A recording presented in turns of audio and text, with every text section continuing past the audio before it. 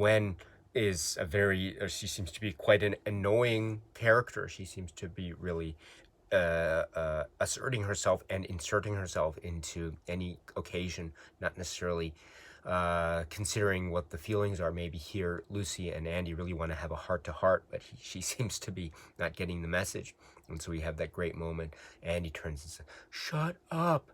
And then Lucy says, "Shut up, Gwen."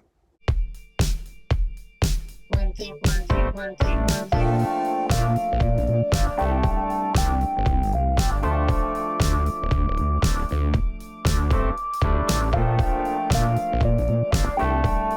Greetings from Tokyo, my dear friends. This is Daisuke, and I very, very much hope that this video finds you well and in very, very good spirits wherever you are in the world. And today, if you don't mind, I would very much like to continue on with our discussions of this great episode, or this great series, I should say, known as Twin Peaks. And this is a great episode in this series, Twin Peaks. This episode today, I'd like to talk about being episode 15. So as you may know, we have been going through this series episode by episode with these video discussions. And today I'd like to focus on the events leading up to, or the events that we have seen thus far, prior to and including those events leading up to, those events in episode 15.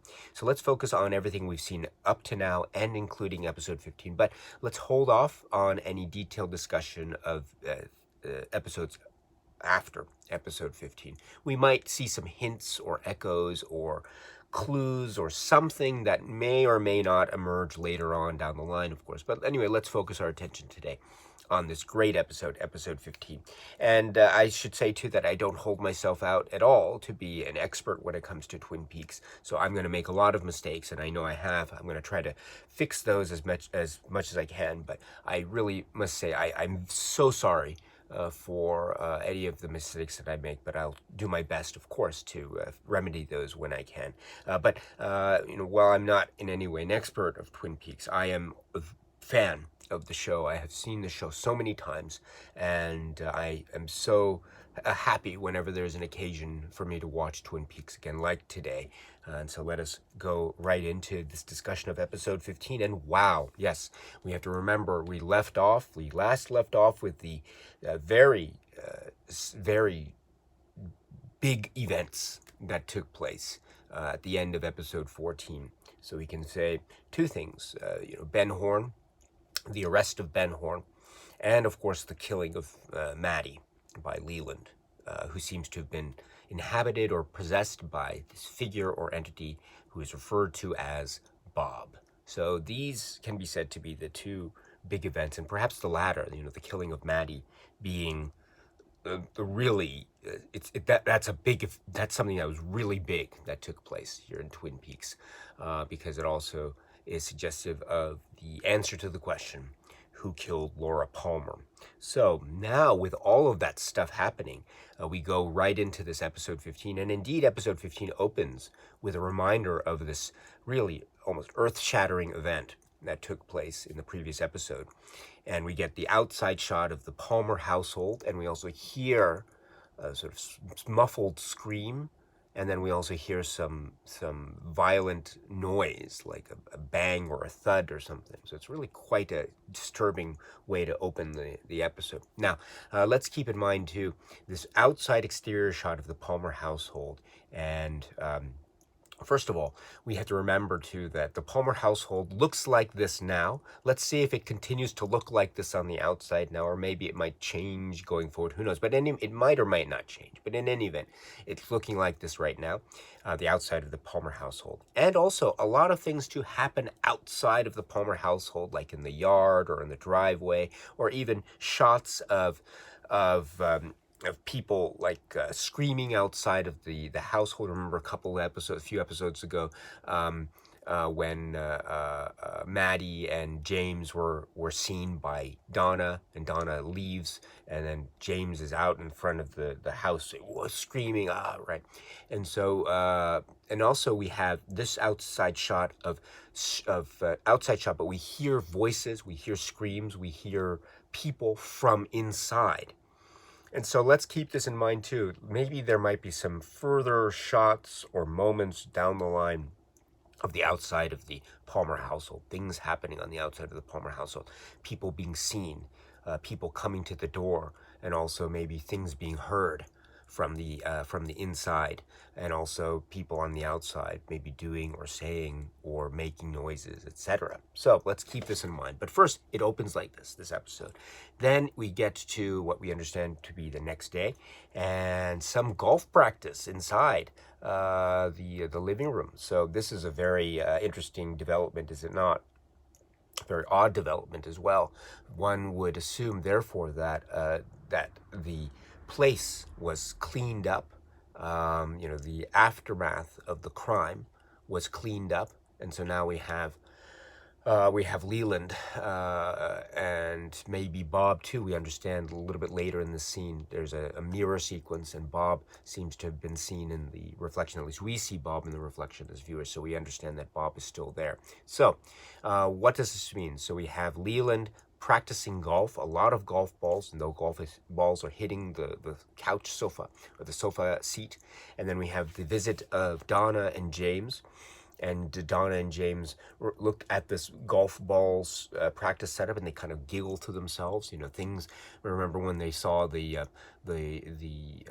little cocktail umbrellas in Dr. Jacoby's, and they talk about that, weird, and they kind of giggle to themselves. And now those little things, they look at people around them, and they regard it as being odd or funny. So in that teenage innocent way, because Donna and James are there. Now they are growing up, and they are discovering new things, including this world of Twin Peaks as these events are unfurling. So these are kind of natural and I think very charming reactions. And so they come in and visit Maddie, but then Leland, of course, says, "Oh, you just missed her. I dropped her off, and now she's away. And she was expecting to see you last night. Where were you?"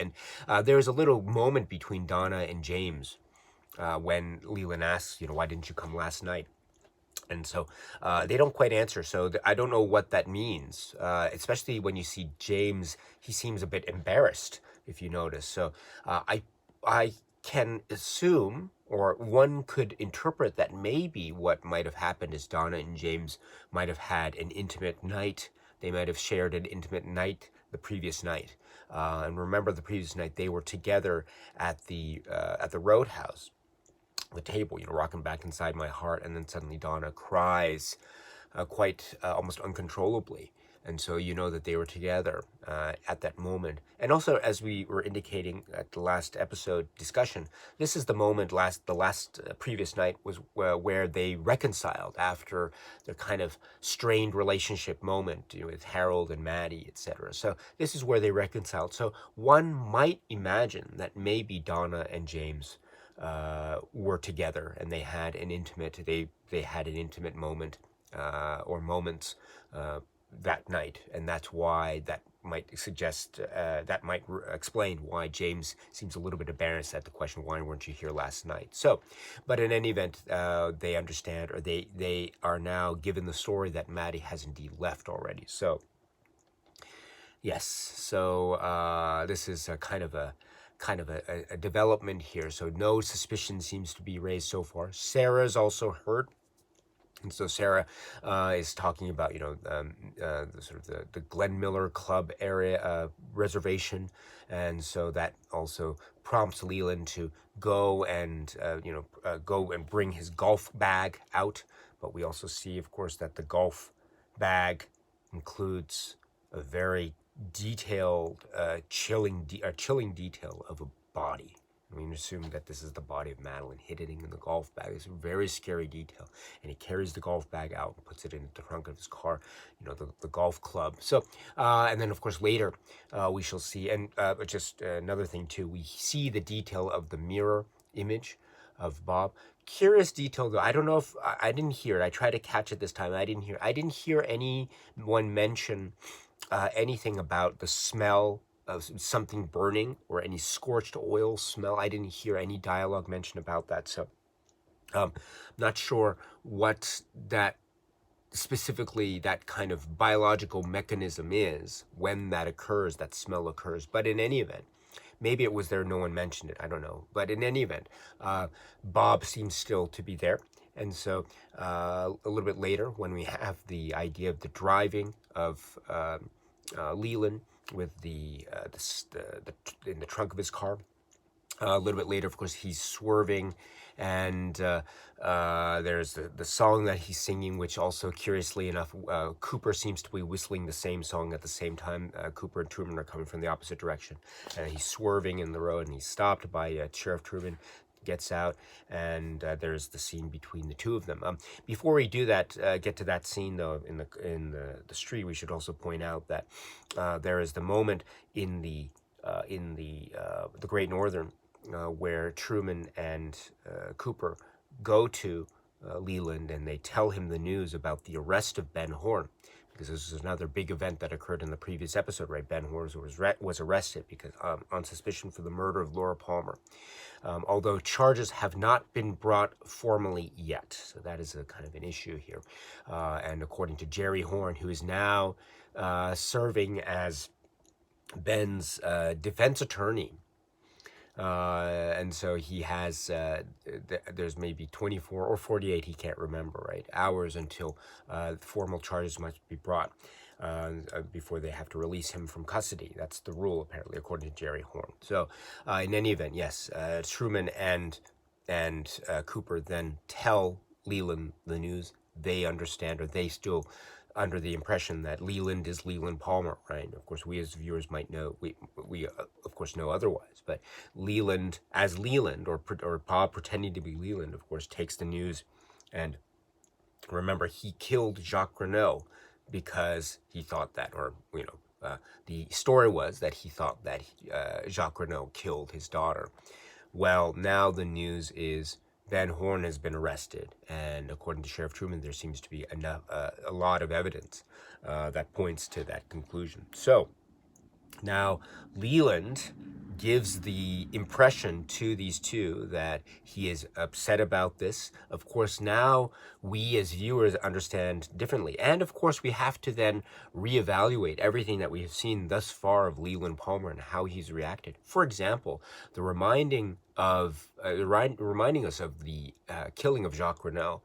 We would have been under the impression, especially watching them, right, having to watch the series for the first time and not knowing anything about Leland Palmer, what he has done, we of course would have been under the impression that Leland Palmer indeed was killing Jacques Renault at the time, for episode 7, right? Episode 7, because he believed that he killed Laura Palmer. But Leland killed Laura Palmer, we think, right? And so, that's the impression, right? Or that's the assumption that one can make. And so if that is the case, right, if Leland really killed Laura Palmer, of course nothing has been suggested yet. But if that is the case, then what does that say about what Leland did, what Leland felt, what Leland was thinking when he killed Jacques Renault, etc.? So maybe there was some other motive for killing Jacques Renault other than Leland believing that Jacques Renault killed Laura Palmer. You know what I mean? So there's a lot of things that we begin to rethink and reevaluate when we think about all the scenes we've seen thus far that include Leland Palmer. But let's keep it. Let's hold off on that for now. Maybe something further will come down the road in the series or maybe elsewhere. But in any event, this is something that we must begin to reevaluate, of course, when we're confronted with this shocking development about Leland Palmer and Bob. So. And this is true too. We see the split, right? Because when Leland gets the news and he seems upset, he goes off on his own, and then Bob, or Leland, is seen alone in the corner and he's laughing and maniacally. And so it's this thing, this split duo personality that we've seen too. But also we as viewers begin to question and wonder and reevaluate and reinterpret what the heck is going on, what must be in Leland's mind when all these events that we have seen thus far have occurred. So we'll have to keep this in mind, of course, going for this. Fascinating. Now, going back to a little bit scene that comes later with Leland in the car being stopped on the side of the road, saying on the way to golf. We actually see in the distance some people playing golf. And so he stopped, and of course he is somewhat he is cautioned, please be careful. It's very dangerous to drive like this. And so he understands. He apologizes, of course. And then he says, I remember something, because he was asked earlier about, do you remember something that happened on the night of Laura Palmer's killing? And then he says later in this incident with the car, he says, yes, he remembers something about how he was with Ben Horne. And then Ben Horne went off into another room to take a phone call around 10 or so in the evening, and he didn't know who was on the other line, but he heard the word, some reference to dairy. So and then Cooper then at the spot makes the assumption that this might be a reference to diary, as in secret, as in diaries, because as we know lately, especially, the secret diary of Laura Palmer is in the news, in the Twin Peaks news, as it were. So, but of course, there's also the link between the idea of diary, and there's also links and images to milk, dairy products. If you recall, for example, what was Pete Martell drinking at the bar when Pete was talking to Tojamura? If you recall, he was drinking milk, or he was talking about milk. He was first talking about sake, and then he was talking about milk. And so there's a lot of dairy references apparently. So who knows exactly if this is really dairy, or if this is really diary, etc., or if this is something that really was going on, or if it's something that was that's being made up by Leland right now, because as we know. There seems to be very little stock. I mean, we can't necessarily believe everything that we hear Leland saying now, especially with all the stuff that's going on. But let's just keep this in mind, right? Very interesting. Also, an interesting detail, right? Very sinister. He asks Cooper, "You want to see, my golf clubs or something like that?" Which is a very creepy question. And so there is this idea, right? The creepy question, and it's almost followed through, right? Because then we see Leland holding the iron. The golf club iron. I don't know what the implication is. Maybe he was about to kill Cooper. I'm not sure, but it's quite a suspenseful moment. It also reminds me too that there might be other characters in other works of David Lynch where you have characters holding golf clubs. I think, for example, of the film Mulholland Drive, and the characters in that film, a very important character who has a golf club.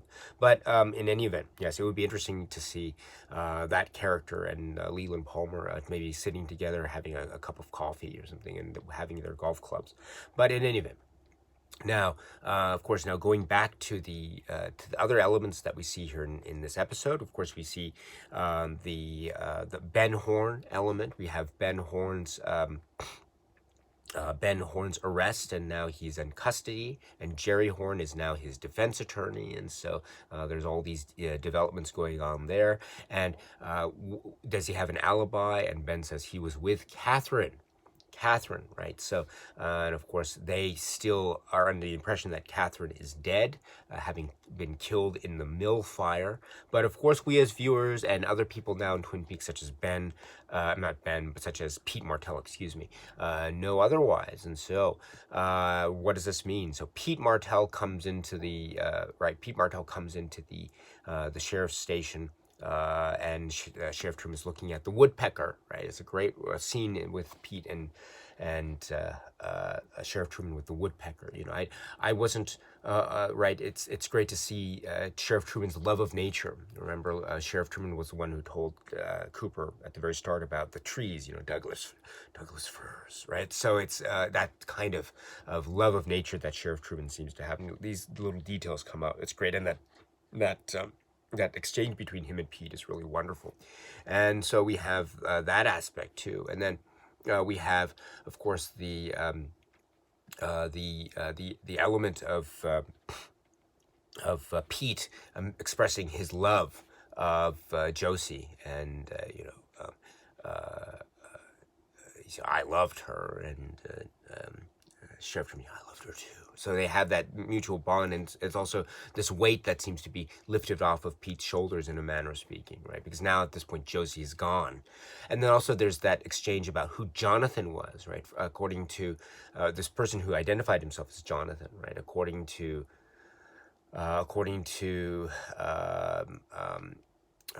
Sheriff Truman, she called him, or she referred to him as his chauffeur or something, or servant, and according to Pete, she referred to him as his cousin. So there's already some disconnect there, and there's a lot of suspicion. Already Josie is already a very suspicious character, and she's revealed her cards ever since episode 8. I mean, although there might have been some suspicion that occurred a little bit prior to that. But now, yes, we must wonder what exactly is going on with the character of Josie and how Pete will be affected, and indeed how Sheriff Truman will be affected. And indeed, will she even return at all? Who knows? But so there's that element as well. And also in a curious detail, which is Pete sneaks down to the holding room of Twin Peaks department. Now, I don't know if there's no one on guard, or there's no lock on the door. I don't know.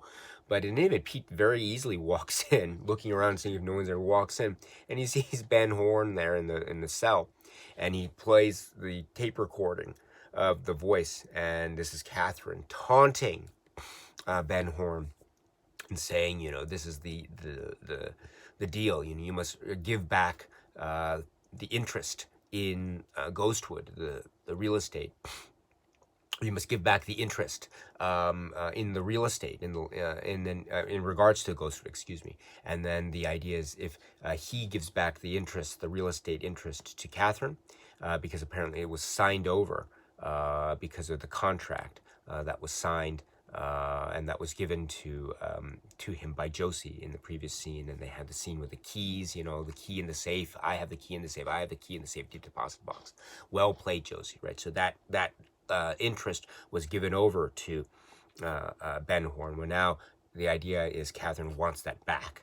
And so, although I think Catherine Martell, excuse me, not Catherine. Catherine Martell might have a claim legally to say that such contract, I think the idea, it was signed by Pete, and I think the idea too is it has to be signed by the heirs of Andrew Packard before any kind of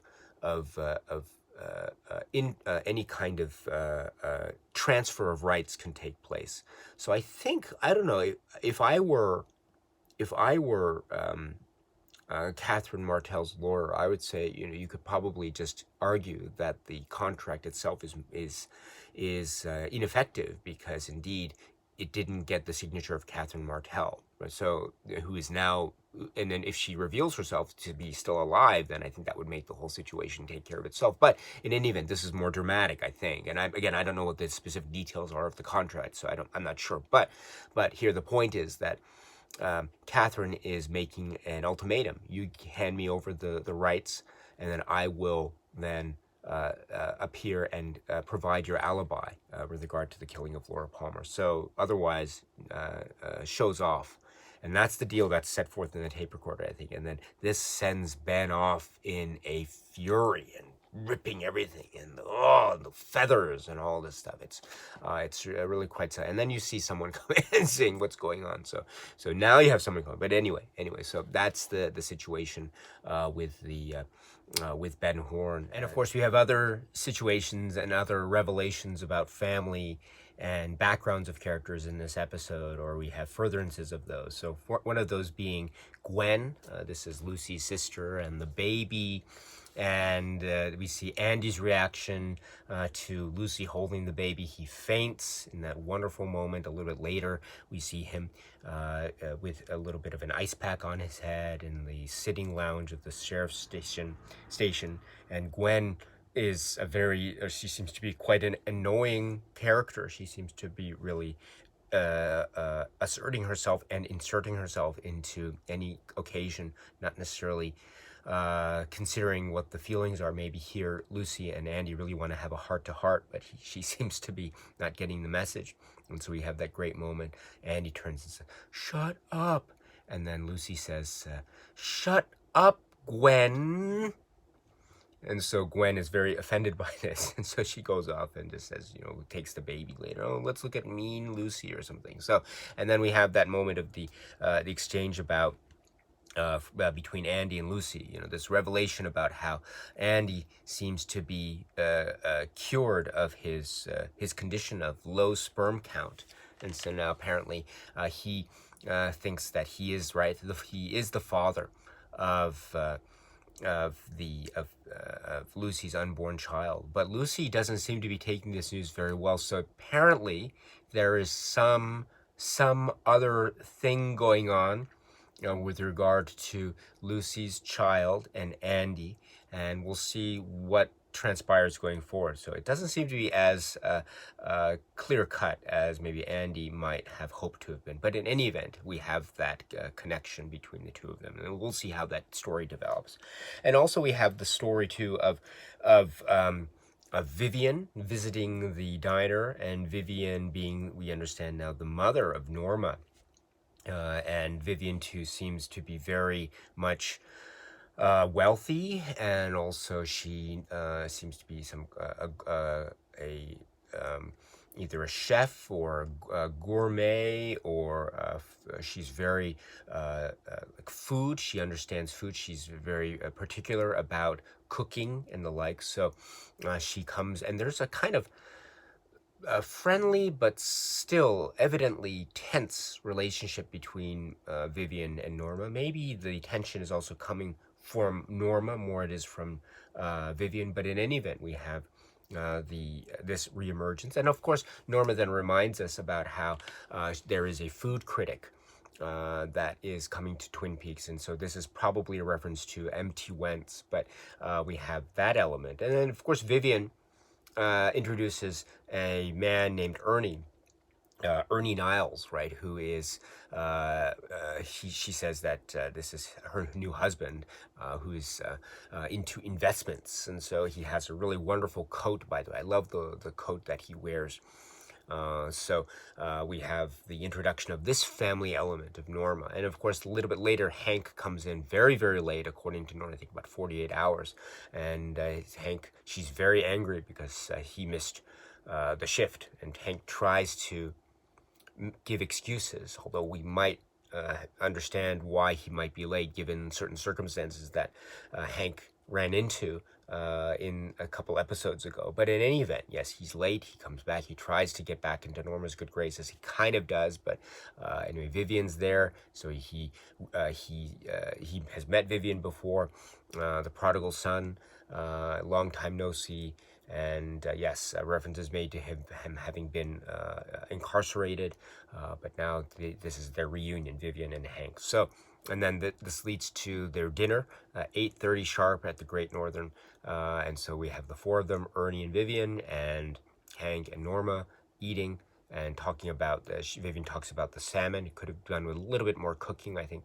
But then Vivian and Norma get up to leave. I love the moment where they get up to leave. Ernie stands up, but Hank doesn't stand up because he's still intent on his meat. But then he gets the picture and he has to stand up as a sort of form of politeness, when Norma and Vivian leave the table. But then they get back down, and then Hank touches Ernie's on the shoulder, and I love the detail where Ernie kind of brushes it off with his napkin, because I think it's the sauce, the barbecue sauce or something. And they sit down, and then Hank and Ernie talk, and we realize that they know each other because they served time together. Ernie the Professor Niles. And so when Ernie left, Hank was feeling a bit lonely. And so, yes, then the idea is Ernie met Vivian at a Republican fundraiser, and she thinks that he's an investment guru of some sort. And so she wants him to handle all of her investments.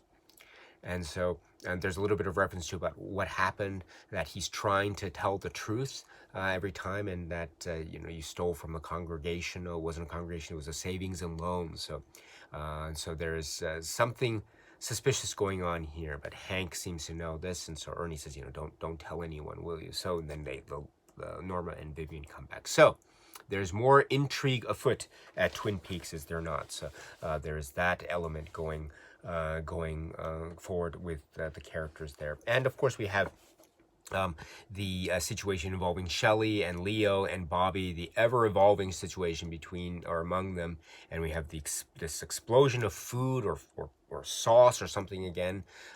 We have a lot of exploding foods and drinks in Twin Peaks here. So now with Leo and some kind of outburst leading this all this stuff to be flying, all over Shelley, and then earlier we had, in a previous episode we had the exploding chocolate milkshake, of course. But here, yes, at the same time, this is meant to show the idea of Bobby trying to get at Ben Horne. Remember this idea of the tape, and the tape may be indicating, right, Ben Horne and Leo somehow in cahoots, something to do with the mill. So, and of course the mill burned down. So the idea is Bobby maybe trying to get at Ben Horne to try to get some money, either through blackmail or trying to get a job, or trying to get into the good graces of Ben Horne, with everything like that. So we shall see what's going to happen in terms of the developments with Bobby and Shelley and Leo. And of course, Leo is still in that condition. What's going to happen with Leo, we're going to have to find out. If anything happens at all, maybe nothing, maybe nothing. And of course, Bobby seems to be turning his attentions to the Horns and to Ben Horne in particular. So what's going to happen with their, again, they need money. They need money because their insurance proceeds are very, very under what they were expecting. So around $700 or so is what they're actually getting, but they were expecting something like $5,000. So the difference between around $700 or so and $5,000 is quite a lot. A month, I think, too, is quite a lot. So, so they need to get money. So that's now Bobby's interest going forward. So we'll see what happens, the intersection between Bobby and Ben Horne, if it indeed occurs. And then going back to the investigation, of course, the one-armed man is in one of the hotel rooms, but he comes to, and he knocks out one of the guards or the officers, and he tries to escape, but then he's found. Apparently by Deputy Hawk. Good for Hawk. Hawk is so reliable and so wonderful, and he handles things so well. Even when Gwen seems to be somewhat maybe unintentionally condescending and even insulting to Hawk, Hawk takes it very well. And so Hawk also is very reliable in terms of getting Philip Gerard back. And so Philip Gerard is, of course, very important here because they take Philip Gerard to Ben Horne to see if, yes, there can be some kind of connection between, if he can recognize Bob. And there doesn't seem to be any connection there.